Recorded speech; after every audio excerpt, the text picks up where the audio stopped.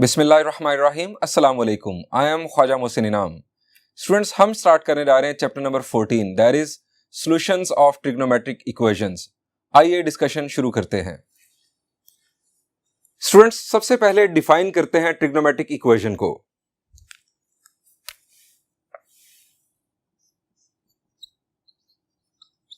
An equation containing at least one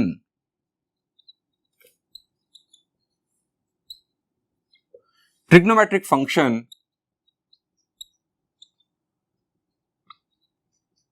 is called a trigonometric equation। बहुत ही आसान definition, यानी एक ऐसी इक्वेशन जिसमें कम से कम एक ट्रिग्नोमेट्रिक फंक्शन मौजूद हो, ट्रिग्नोमेट्रिक इक्वेशन कहलाती है। For example,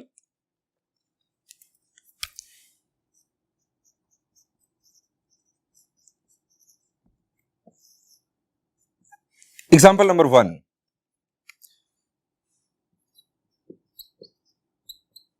sign x equal to 0। ये एक इक्वेशन है, हमें नजर आ रहा है साइन ऑफ इक्वालिटी, और ये ट्रिग्नोमेट्रिक इक्वेशन है, हमें नजर आ रहा है ट्रिग्नोमेट्रिक फंक्शन। नंबर 2,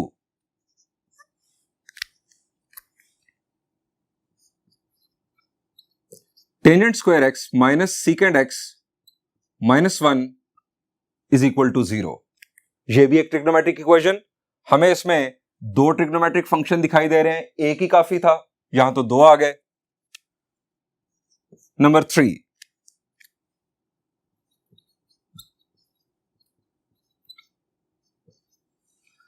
फिर ये इक्वेशन साइन ऑफ इक्वालिटी और trigonometric functions. Number 4,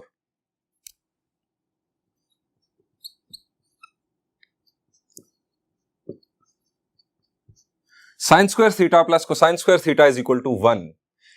sign of equality और trigonometric functions, this is a trigonometric equation. Students, इसको देख के आपको कुछ और बात भी याद आएगी। आपको याद आएगा कि इसको तो हम आइडेंटिटी कहते हैं, तो क्या आइडेंटिटी भी इक्वेशन होती है? The answer is yes. तमाम आइडेंटिटीज बुनियादी तौर पर ट्रिग्नोमेट्रिक इक्वेशंस होती हैं। ट्रिग्नोमेट्रिक इक्वेशंस की बुनियादी तौर पर दो टाइप्स हैं। First, identity.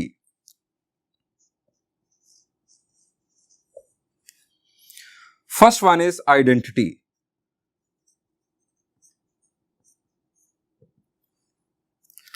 स्टूडेंट्स, आइडेंटिटी में क्या खास बात होती है? शाबाश, अगर आपने 9th या 10th में पढ़ा हो या आपने इन आइडेंटिटीज को ऑब्जर्व किया हो। स्टूडेंट्स, ये आइडेंटिटीज जब मैंने चैप्टर 9 में आपके साथ डिस्कस की थी तो मैंने आपको बताया था कि इन्हें आइडेंटिटीज इसलिए कहते हैं कि ये वेरिएबल की तमाम वैल्यूज के लिए ट्रू होती हैं। यानी यहां पर आप थीटा की जगह पर कोई भी एंगल वैल्यू पुट कर दें, लेफ्ट साइड और राइट साइड इक्वल आएगी। Identities for all values of the variable true होती हैं, लेकिन वो वैल्यू वेरिएबल की ट्रिग्नोमेट्रिक फंक्शंस की डोमेन के अंदर मौजूद हो, डोमेन से बाहर आप नहीं जा सकते। सो आइडेंटिटी क्या है? ट्रू फॉर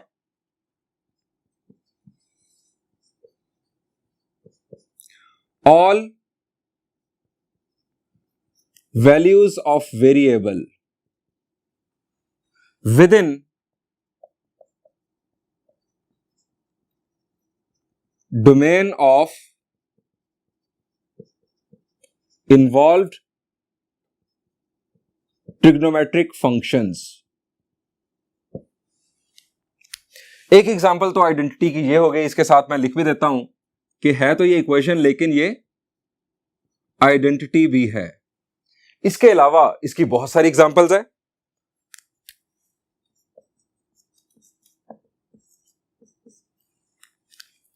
पाइथागोरियन आइडेंटिटीज, जिनमें से एक मैंने पहले लिख ली, दूसरी secant square theta is equal to 1 plus tangent square theta. Number 2, cosecant square theta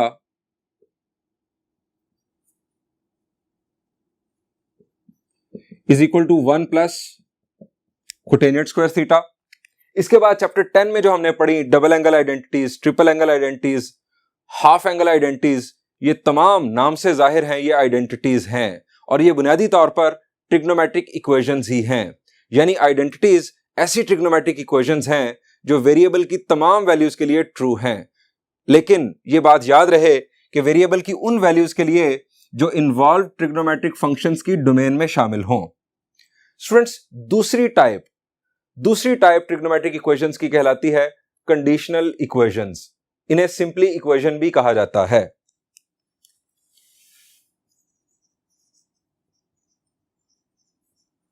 conditional equation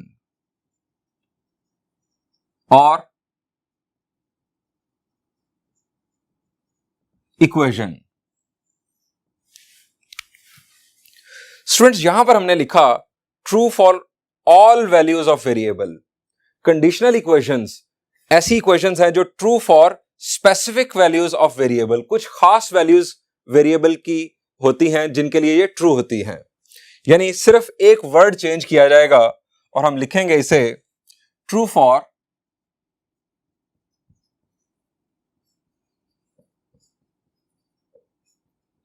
specific values of variable within domain of involved trigonometric functions। Students, इसकी examples, ये जो मैंने फर्स्ट 3 इक्वेशंस लिखी, स्टूडेंट्स ये conditional equation की examples हैं। ये तमाम वैल्यूज ऑफ वेरिएबल के लिए ट्रू नहीं है। यानी अगर आप फर्स्ट को देखें सिंपली तो sin x इक्वल टू 0। अब जरा बताएं किस एंगल का साइन 0 होता है। शाबाश, किस एंगल का साइन 0 होता है जी? It is 0 degrees, then 180 degrees. अब 0 और 180 के दरमियान कोई ऐसा एंगल नहीं है जिसके लिए ये ट्रू हो इक्वेशन। हालांकि यहां पर x की कोई भी वैल्यू आप पुट कर सकते हैं, लेकिन चूंकि साइन की domain set of all real numbers है, साइन की domain set of all real numbers है, यहां पर x की कोई भी वैल्यू पुट की जा सकती है। लेकिन इक्वेशन सिर्फ ट्रू उस वक्त होगी, उन एंगल्स के लिए ट्रू होगी जिनका लिए साइन 0 होता है। यानी यहां पर 0 पुट कर सकते हैं आप सिर्फ, या यहां पर 180 डिग्रीज, या अगर मैं शॉर्ट में कहूं, डायरेक्टली बोलूं तो तमाम इंटेग्रल मल्टीपल्स ऑफ पाई के लिए ये इक्वेशन ट्रू होगी, लेकिन हर वैल्यू ऑफ वेरिएबल के लिए नहीं। सो ये 3 जो हैं, ये हैं हमारी कंडीशनल इक्वेशंस, या सिंपली इन्हें इक्वेशन भी कहा जाता है। स्टूडेंट्स, जब भी बात की जाती है इक्वेशन की तो उसके साथ ही अगली बात कर दी जाती है उस इक्वेशन के सॉल्यूशन की। अब सॉल्यूशन क्या है? सॉल्यूशन वही वैल्यू है वेरिएबल की जिसके लिए वो इक्वेशन ट्रू होती है। अब अगर हम बात करें आइडेंटिटी के सॉल्यूशन की तो इसके बारे में लिखा गया true for all values of variable. जो ट्रिग्नोमेट्रिक फंक्शन उसके अंदर मौजूद है आइडेंटिटी के अंदर, उसकी डोमेन में रहते हुए, उन तमाम फंक्शंस की डोमेन में रहते हुए तमाम वैल्यूज ऑफ वेरिएबल के लिए आइडेंटिटी ट्रू होती है। यानी आइडेंटिटी के जो सॉल्यूशंस हैं वो इनफाइनाइट होते हैं। आइडेंटिटी के सॉल्यूशंस हमें फाइंड आउट करने की जरूरत ही नहीं होती। यानी कोई भी वैल्यू ऑफ वेरिएबल आप उसमें पुट कर दें, वो उसका सॉल्यूशन होगी। लेकिन कंडीशनल इक्वेशन ट्रू होती है स्पेसिफिक वैल्यूज ऑफ वेरिएबल के लिए। इसका सॉल्यूशन हमें फाइंड आउट करने के लिए कहा जाता है। स्टूडेंट्स, डेफिनेशन देख लेते हैं सॉल्यूशन की और उसके बाद देखते हैं types of solution.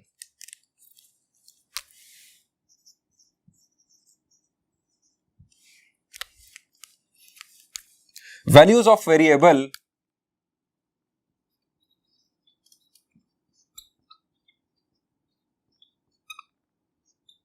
for which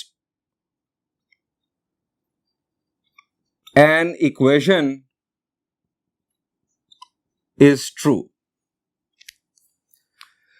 students, जब भी किसी इक्वेशन को सॉल्व करने की बात की जाती है, उसका सॉल्यूशन फाइंड आउट करने की बात की जाती है, तो वो इक्वेशन कंडीशनल इक्वेशन होती है।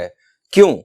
इसकी वजह यह है कि आइडेंटिटी वेरिएबल की तमाम वैल्यूज के लिए ट्रू होती है। आपको सिर्फ और सिर्फ उस आइडेंटिटी की डोमेन फाइंड आउट करना होती है। डोमेन के अंदर वो तमाम वैल्यूज के लिए ट्रू होती है। मसला कंडीशनल इक्वेशन के साथ है।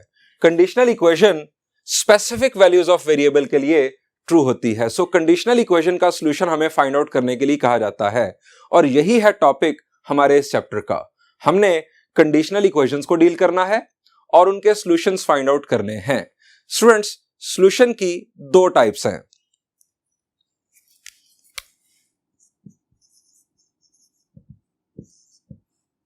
फर्स्ट वन,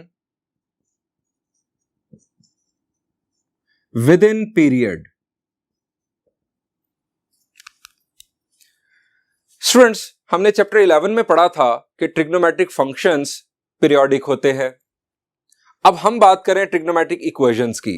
ट्रिग्नोमेट्रिक इक्वेशन कैसे बनती है? जिसमें कम से कम एक ट्रिग्नोमेट्रिक फंक्शन हो। जब हम ट्रिग्नोमेट्रिक इक्वेशन को सॉल्व करेंगे तो हम फाइंड आउट करेंगे इनफैक्ट एंगल वैल्यूज।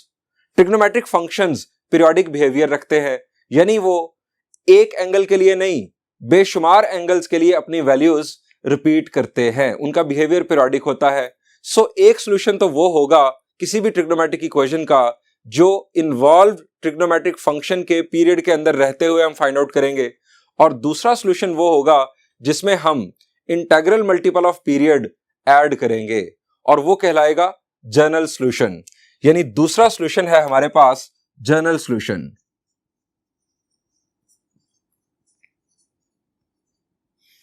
अगर हम विद इन पीरियड की बात करें,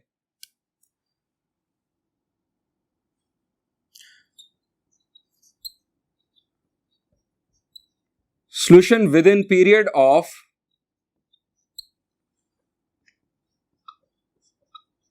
involved trigonometric function। और अगर हम जनरल सॉल्यूशन की बात करें, solution obtained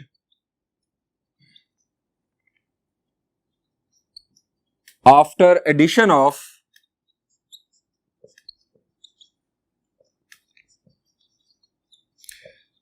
integral multiples of period of involved trigonometric function। एक बड़ी सिंपल एग्जांपल के जरिए आपको दोनों में फर्क समझाता हूं।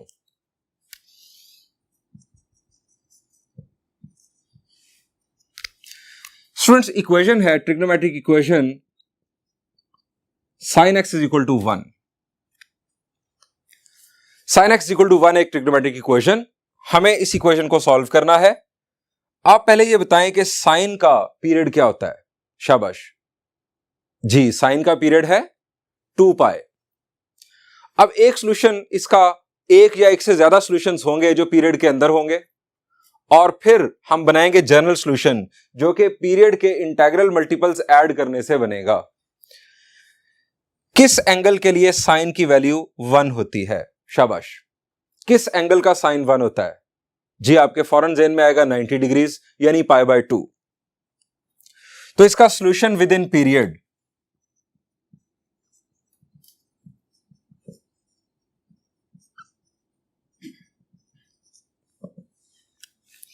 सॉल्यूशन विद इन पीरियड है students x is equal to π/2 और 90 डिग्रीज। ये आ गया सॉल्यूशन विद इन पीरियड। और हम जानते हैं कि साइन फंक्शन पीरियोडिक है, तमाम ट्रिग्नोमेट्रिक फंक्शंस पीरियोडिक हैं।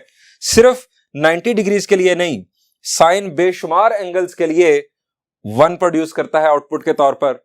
सो बाकी तमाम एंगल वैल्यूज भी इस ट्रिग्नोमेट्रिक इक्वेशन का सॉल्यूशन है। हम वो भी फाइंड आउट कर सकते हैं। वो किस तरह से? हम इसमें इस एंगल वैल्यू में integral multiple of the period of sine अगर ऐड कर दें तो हमें तमाम एंगल वैल्यूज मिल जाएंगी। सो जनरल सॉल्यूशन इसका ये होगा,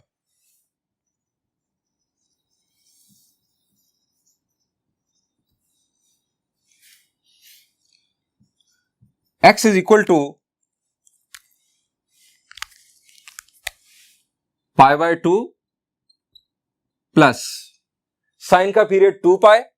हम इंटेग्रल मल्टीपल ऑफ 2 पाई इसमें ऐड करेंगे 2n pi, where n belongs to set of integers. Students यहां पर n की वैल्यूज आप चेंज करते चले जाएं, आपको सॉल्यूशंस मिलते चले जाएंगे। हर x वैल्यू पर ये इक्वेशन ट्रू होगी। आप n की वैल्यू 0 करें पाई बाय 2, आप n की वैल्यू 1 करें, जो एंगल आएगा उसके लिए भी, एंड सो ऑन, कोई भी n इंटीजर के तौर पर हो, इसके लिए जो हमें एंगल मिलेगा वो उस इक्वेशन के लिए ट्रू होगा, वो उस इक्वेशन को सेटिस्फाई करेगा। सो यहां पर हमें कंक्लूड करना है कि कितने सॉल्यूशंस पॉसिबल हैं। जी, n बिलोंग कर रहा है सेट ऑफ इंटीजर से, तो कितने सॉल्यूशंस पॉसिबल हैं? जी, सेट ऑफ इंटीजर्स कभी खत्म नहीं होगा, n की वैल्यूज आप पुट करते चले जाएंगे, सॉल्यूशंस मिलते चले जाएंगे। सो कंक्लूड करते हैं कि किसी भी ट्रिग्नोमेट्रिक इक्वेशंस के इनफाइनाइट नंबर ऑफ सॉल्यूशंस होते हैं। रीजन ट्रिग्नोमेट्रिक फंक्शंस का पीरियोडिक बिहेवियर। सो कंक्लूड करते हैं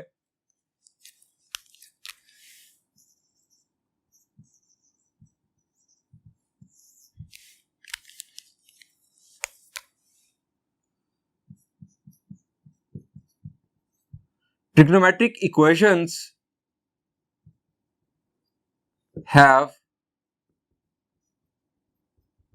infinite number of solutions.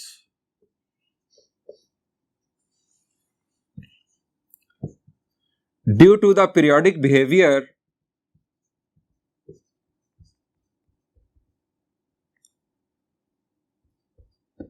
of involved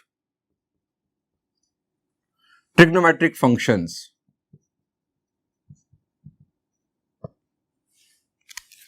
students अब हम देखेंगे कुछ बेसिक ट्रिग्नोमेट्रिक इक्वेशंस और उनके सॉल्यूशंस।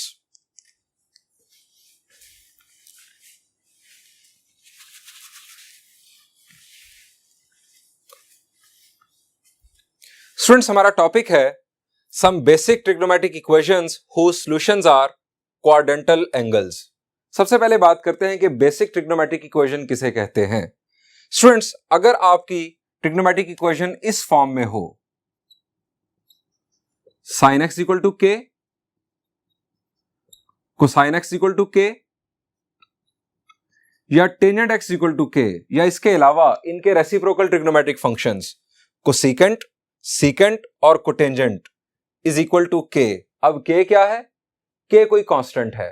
अगर आपकी ट्रिग्नोमेट्रिक इक्वेशन इस तरह की फॉर्म में हो तो हम उसे कहते हैं बेसिक ट्रिग्नोमेट्रिक इक्वेशन। अभी हम उन बेसिक ट्रिग्नोमेट्रिक इक्वेशंस की बात करने जा रहे हैं जिनके सॉल्यूशंस क्वाड्रेंटल एंगल्स होते हैं। अब अगला सवाल यह होना चाहिए कि क्वाड्रेंटल एंगल किसे कहते हैं। स्टूडेंट्स हमने चैप्टर 9 में बात की थी। क्वाड्रेंटल एंगल से पहले हमने बात की थी एंगल इन स्टैंडर्ड पोजीशन की। एंगल इन स्टैंडर्ड पोजीशन एक ऐसा एंगल होता है जिसका वर्टेक्स ओरिजिन पर हो, initial side positive x axis पर हो, एंगल इन स्टैंडर्ड पोजीशन कहलाता है। अगर टर्मिनल साइड किसी एक्सिस पर आ जाए तो ऐसे एंगल इन स्टैंडर्ड पोजीशन को हम क्वाड्रेंटल एंगल कहते हैं। हमने वहां पर बात की थी कि क्वाड्रेंटल एंगल्स 90 डिग्रीज या पाई बाय 2 के इंटेग्रल मल्टीपल होते हैं, यानी 90 डिग्रीज या पाई बाय 2 का कोई भी इंटेग्रल मल्टीपल बुनियादी तौर पर क्वाड्रेंटल एंगल होता है। आइए बेसिक ट्रिग्नोमेट्रिक इक्वेशंस देखते हैं जिनके सॉल्यूशंस क्वाड्रेंटल एंगल्स होते हैं।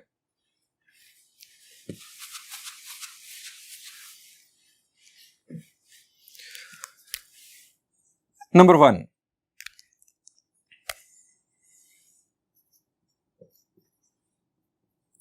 साइन एक्स इक्वल टू 0 और इसके साथ ही tangent x equal to 0। Students sine कब 0 होता है? शाबाश, हमने एक वर्ड पढ़ा हुआ है। जी, हमने वर्ड पढ़ा था socks. Sine 0 on x axis. जब भी टर्मिनल आर्म एक्स एक्सिस पर आता है साइन 0 हो जाता है। अब ये एंगल्स कौन से हैं? सबसे पहले पॉजिटिव एक्स एक्सिस पर टर्मिनल आर्म को इमेजिन कर लें, एंगल होगा 0। उसके बाद आप एंटी क्लॉकवाइज मूव करते हुए जब आप नेगेटिव एक्स एक्सिस पर आएंगे तो एंगल होगा 180 डिग्रीज या पाई। जब आप वापस पॉजिटिव एक्स एक्सिस पर चले जाएंगे तो फिर 2 पाई, फिर आ जाए नेगेटिव एक्स एक्सिस पर 3 पाई, 4 पाई। ये 0 पाई, 2 पाई, 3 पाई, 4 पाई। अभी मैंने एंटी क्लॉकवाइज रोटेशन किया, क्लॉकवाइज रोटेशन करें तो 0 के बाद minus pi, -2 pi, -3 pi, -4 pi and so on. ये बनते हैं पाई के इंटेग्रल मल्टीपल्स। साथ ही मैंने लिख दिया यहां पर tangent x equal to 0। Students, tangent का साइन के साथ क्या ताल्लुक? टेंजेंट बुनियादी तौर पर है क्या? टेंजेंट है साइन ओवर कोसाइन। अब जब साइन 0 होता है टेंजेंट भी 0 हो जाता है। हम कह सकते हैं talks, tangent 0 on x axis. उन्हीं एंगल्स के लिए टेंजेंट भी 0 होता है। यानी इन दोनों बेसिक ट्रिग्नोमेट्रिक इक्वेशंस के सॉल्यूशंस सेम हैं। हम यहां लिखेंगे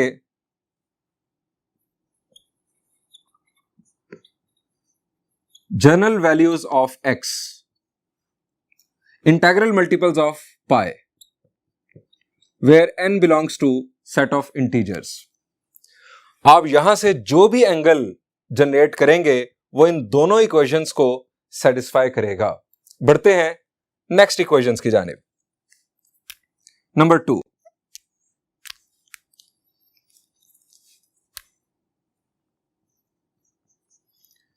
कोसाइन एक्स इक्वल टू 0 और इसके साथ cotangent x equal to 0। Students, cosine कब 0 होता है? जी, हमने वर्ड पढ़ा था क्वाय। Cosine 0 on y axis. Y axis पर जब भी टर्मिनल आर्म आता है कोसाइन 0 हो जाता है। इसके साथ साथ कोटेंजेंट का भी यही बिहेवियर है। कोटेंजेंट क्या है? Cosine over sign.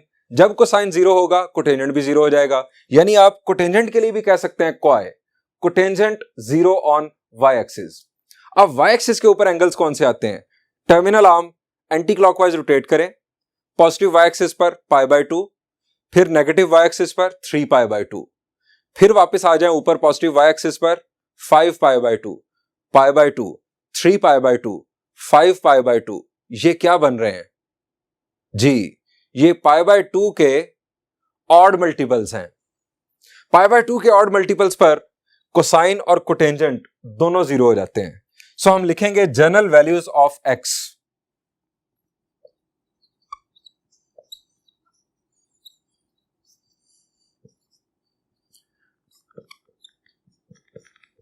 Odd multiples of π/2।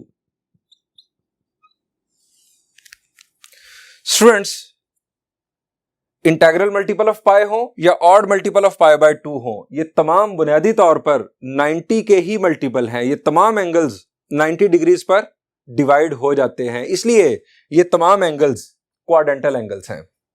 Students, यहां पर आपको एक और बात बताना चाहूंगा, अगर इनमें से किसी भी ट्रिग्नोमेट्रिक इक्वेशन का आपको सॉल्यूशन फाइंड आउट करने के लिए कहा जाए with in the domain of trigonometric function, तो आप डोमेन में रहते हुए इसी जनरल सॉल्यूशन से आप सॉल्यूशन खुद प्रोड्यूस कर सकते हैं रफ वर्क के अंदर। मिसाल के तौर पर साइन का पीरियड है 2 पाई।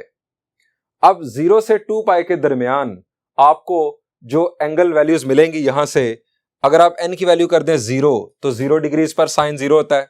उसके बाद एंगल वैल्यू n की वैल्यू कर दें 1 तो 1 पाई यानी 180 डिग्रीज।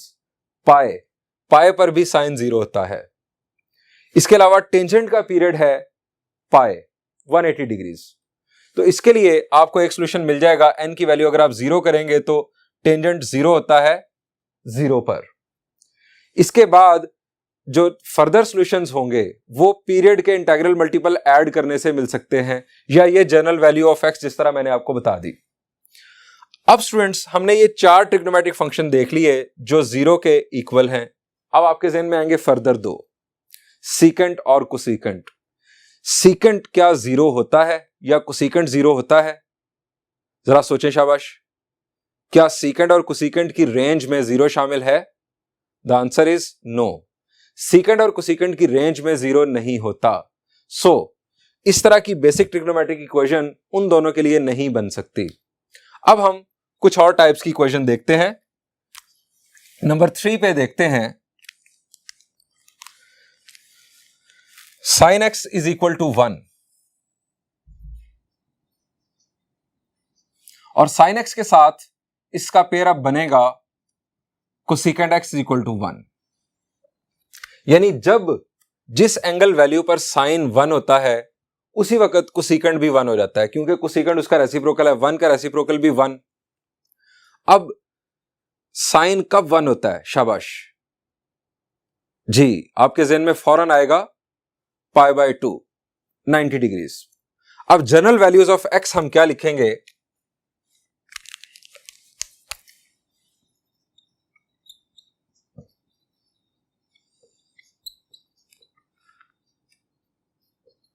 π/2 और integral multiple of sine, integral multiple of the period of sine या कोसेकेंट, वो इसमें ऐड कर दें।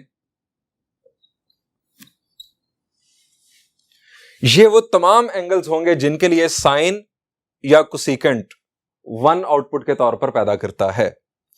अगर आपको with in the period solution के लिए कहा जाए तो n की वैल्यू कर दें 0, आपको विद इन पीरियड यहां पर π/2 एंगल मिल जाएगा। और पीरियड से बाहर जाने के लिए आप n की वैल्यू 0 के अलावा कुछ भी करेंगे तो आप पीरियड से बाहर चले जाएंगे। नंबर 4,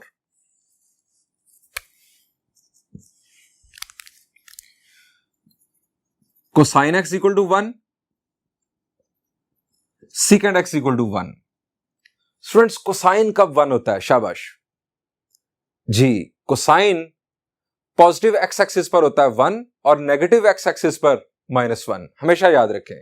इसी तरह साइन जो है वो पॉजिटिव y एक्सिस पर 1 और नेगेटिव y एक्सिस पर -1। अब कोसाइन की हम बात कर रहे हैं, पॉजिटिव x एक्सिस के ऊपर कोसाइन 1 होता है। पॉजिटिव x एक्सिस के ऊपर पहला angle G, terminal arm positive x axis पर हो तो ये होता है 0 डिग्रीज या 0। जनरल वैल्यूज ऑफ x हम लिखते हैं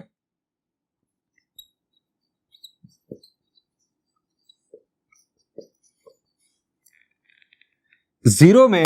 अब integral multiple of the period अगर हम ऐड करें तो सिंपली हमारे पास बन जाएगा 0 + 2nπ, that will be 2nπ, where n belongs to set of integers. बढ़ते हैं कुछ और ट्रिग्नोमेट्रिक इक्वेशंस की जानिब। नंबर 5, अब बात करते हैं sin x इक्वल टू -1 की।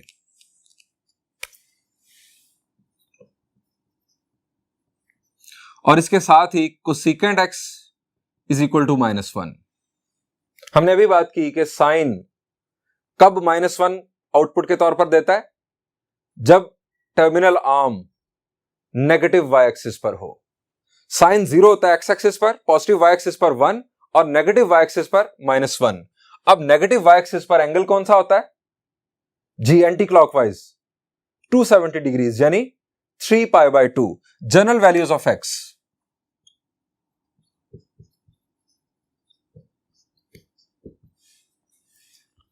π/2 प्लस 2nπ, integral multiple of the period हमने ऐड कर दिया। अगर आपको within period value find out करना हो तो n को 0 कर दे, सिर्फ 3π/2 आपका with in the period solution होगा और जनरल सॉल्यूशन आपका ये होगा। नंबर 6, नंबर 6 में हम देख रहे हैं कोसाइन x इक्वल टू -1 और इसके साथ ही सीकेंड x इक्वल टू -1। जब कोसाइन -1 होता है उसी वक्त सीकेंड भी -1 हो जाता है। अब किस एंगल पर कोसाइन -1 आउटपुट देता है? जी, कोसाइन 0 होता है y एक्सिस पर, पॉजिटिव x एक्सिस पर 1 और नेगेटिव x एक्सिस पर -1। नेगेटिव x एक्सिस पर एंगल कौन सा आता है? जी, it is pi. So general values of x क्या होंगी?